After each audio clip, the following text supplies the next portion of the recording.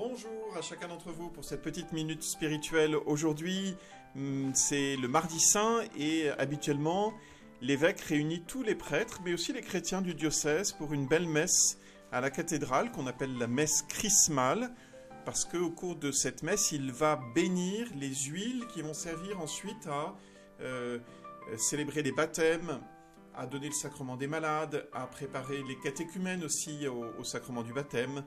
Cette huile en particulier, donc le saint crème, qui est utilisée lors de l'ordination des prêtres. Nous aurons la chance d'avoir d'ailleurs 2 ordinations dans le diocèse cette année. Et au cours de cette messe, l'évêque demande aux prêtres de renouveler leur engagement. Eh bien moi, ça fait presque 20 ans que que j'ai été ordonné prêtre et que je me suis engagé entre les mains de l'évêque à l'obéissance en particulier, au célibat aussi. Et tout à l'heure, à 11h, pendant la messe, je vais renouveler cet engagement. Alors je vous invite bien sûr à prier pour notre évêque, à prier pour notre diocèse, à prier pour les prêtres. C'est très important, cette unité entre l'évêque et ses prêtres. Je vous donne 3 petits passages d'un texte du Concile Vatican II qui l'explique un petit peu.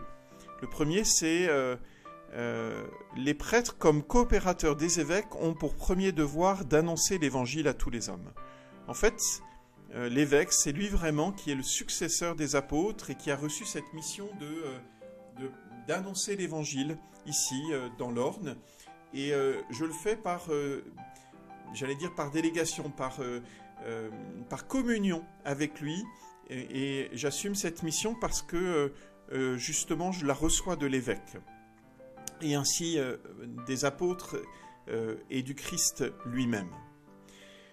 Et justement, c'est cette deuxième phrase qui me touche beaucoup dans ce même texte. Tous les prêtres, en union avec les évêques, participent à l'unique sacerdoce et à l'unique ministère du Christ. Et je sens bien que mon propre ministère de prêtre, ma propre union au Christ, dépend finalement beaucoup de ma communion avec l'évêque, de mon union avec l'évêque, de manière à être aussi vraiment dans cette offrande que le Christ fait de lui-même à l'Église. Enfin, je vous lis cette 3e petite citation qui est très belle. Les évêques doivent considérer leurs prêtres comme des frères et des amis. Je vous dis beaucoup ces derniers jours combien c'est important pour vous d'avoir ce lien avec 12 amis, comme Jésus l'avait eu avec 12 apôtres. Eh bien, je crois qu'il y a vraiment aussi cette unité entre un évêque et son presbytérium, à l'exemple de Jésus avec ses apôtres. Alors priez, s'il vous plaît, pour cette unité entre l'évêque et ses prêtres. Entre les prêtres aussi, c'est pas toujours facile, c'est comme des frères et sœurs, on s'entend pas toujours, mais qu'elle est belle et qu'elle est féconde, cette unité, quand elle existe. Voilà, bonne semaine sainte à vous, merci de votre prière.